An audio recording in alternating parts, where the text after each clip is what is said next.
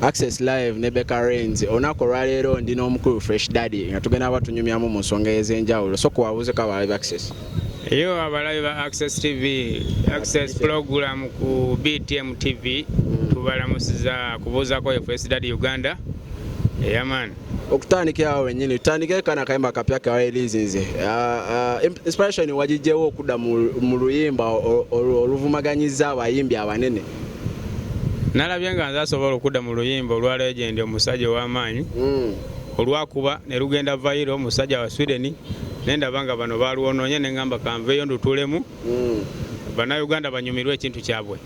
Omuntu ayinza okwebuuza Fresh Dady yasoma kyenkanaawo ekyamudisizaamu oluyimba lw'omu luzungu.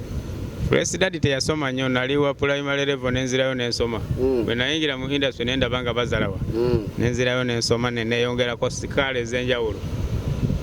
Omukulu Kalifa yakuyingiza mu ndongo kyamuwuliza? Agana gamuwuliza, agana gatunyumya, tukwataganira ng'abantu kubanga yanfula star. Wamusindikiddeko akayimba kano? Akayimba nakamuweereza. So far turn up mu bantu eri etya? Turn up mu bantu eraga nti ekintu kiri mu kutambula kitrendinga viral.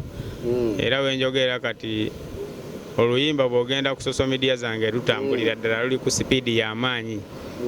Era lugenda kuyita n'olwabali abamu beesoogeddeko mu manya gaabwe bootegeddeawo.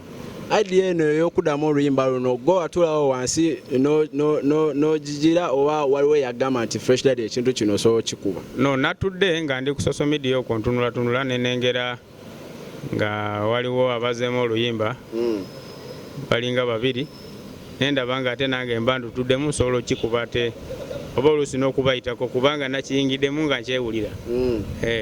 Audio production ona wamukoledde wani? Namukoledde wa Lukusije Namugongaawo. Comments ku bantu tebanasofa commentinga bubi, tusuubire nti kati gwe otagetinze audience ya outside ya Uganda ogivuddemu kodanso yimba oluzungu. Oluzungu ngendawo bugenzi naye nga nkuba ndongo yaffe ya wano naye nga ate era njagattamu ngenda kuba endongo ez'enjawulo n'ezebweru zonna nja zikuba. Akayimba kano okasuubira kuleeta award yonna ne concert tugisuubire nti ogenda gikolamu kana akayimba kebazeemu? Concert ngenda kukola concert naye nga tugenda sooka tukole concert ey'omuto kubanga yo ebadde erodinga omwaka guno tuteeka okukola concert naye nga eyange nteekwa gikola kubanga guno omwaka ngenda bba wa music mungi ate nga zonna zigenda kubeera hit ku hit. Abakulu bo okuddamu oluyimba luno bafuna permission, gwasoose funa permission oba waluzeemu because abalala baluddamu? Mu kutwalizaamu nagwiridde bugwirizi nakubye bukubi byange nga omanyi Saturday Danger nenkuba naye ng'ebiddako tujja kwogera ffenna tuli bannayuganda. Ku Danger kwennyini omukulu ayensikino era abadde ne press conference n'agamba abakulu mu industry eno bagamba tamanyi kuyimba nti naye yanoonyayo munne gwasobola okuba nga tebamanyi kuyimba ne bakola bayimbe beyambeko basitule baveeyo ne muddamu remix ya Mazike. Okikiriza nti tomanyi kuyimba nga omukulu ayensikino wagamba? Zeno manya first to go kusumbuwa wane Kampala. Era naye yagayo musumbuyi. Tusumbuwira ddala wane Kampala naye ate mu kusumbuwa tuyola sente nnyingi. Ne kati ate ye ebyabasumbuyi yabivuddemu yafuse muyimbi. Gwofuuka ddi omuyimbi? Sebo ndi muyimbi. Kati oli musumbuyi ate oli muyimbi. Nina video zange ezaddala ez'amaanyi.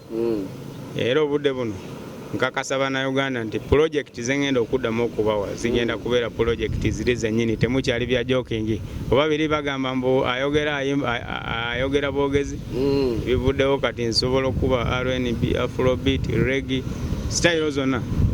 Osisinkana otya omukulu ayensikini ani yagamba muddemu remix eno? Kale okumitinga lyensikini nga omanyera abayimbi bamitinga kubanga omuyimbi teri watatuuka ne bw'ongamba kati ogendewo omukulu kingisa ntuukayo buli muyimbi yenna asobola omumitinga kitegeeza kwogera kwona omuntu n'agamba tusobola okukola project. Kale sebo toyanziza.